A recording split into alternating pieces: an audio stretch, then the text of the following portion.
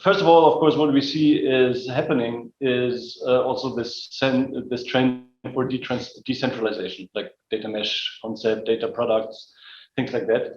But we also see the need that from a governance perspective, it's very important. I once was giving a speech at a conference talking about data democratization, and I think I called it how to do data democratization but avoiding anarchy while doing that. And I think that's kind of the point. And I think the templates and all that functionality that we see in BI Genius is very helpful in avoiding that anarchy. That's the first point. I don't think I need to go deeper into that. We talked about this trend quite a bit. Secondly, what we see, and I think the next two that you see on the slide are about how we see the tool landscape evolving or the market evolving. And on the one hand, we actually see a trend towards fragmentation of the tool market, especially when it comes to like supporting tools like data transformation, etc. In the past, there was those big monolithic ETL tools. Now we actually see more a distinction of data ingestion with tools like Airbyte and those kind of things that just basically bring in the data. And then we see a clear approach for ELT, like you do the transformation in your data platform and you have specialized tools for that. And I think the good news for BI Genius is there is actually a place for specialized tools to do these kind of things. Which maybe looking a bit like contradictory to that is, on the other hand, on the data platform side, we actually see rather a trend of convergence. It fits a bit to what Torsten talked about in the context of data fabric earlier, data warehouse, data lake. We actually see these things being combined in one platform.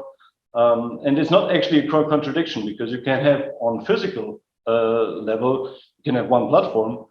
Basically, the Zalando example that Torsten was giving, while on logical level, you can use different architecture approaches, more data lake approach, more data warehouse approach, data vault, you name it, and share the same platform. And this is what we see happening.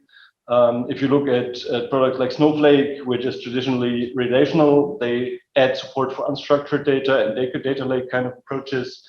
On the other hand, you look at something like Databricks, which is traditionally data lake, on unstructured data, and they add a strong SQL engine and strong support for data warehousing. So this is actually converging. And the good news is, again, I think, and we'll hear more about that, BI Genius is supporting those platforms that we see basically on the market. And last but not least, there is this topic of DataOps, or I would actually say is using best practices from software engineering that have been proven to work in other areas, and they also find their way into the data field. And actually, I think if you want to be successful with a data tool these days, you do need strong Git integration. You need to handle basically your artifacts as code, that they can be versioned, and you have this ability to merge into a master branch and all those things that we've been seeing. And and that's of course once more you just saw it in the presentation.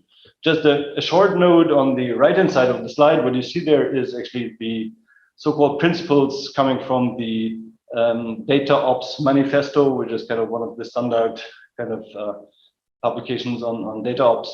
I don't want to go through the details there, but you see many kind of keywords there that you heard before.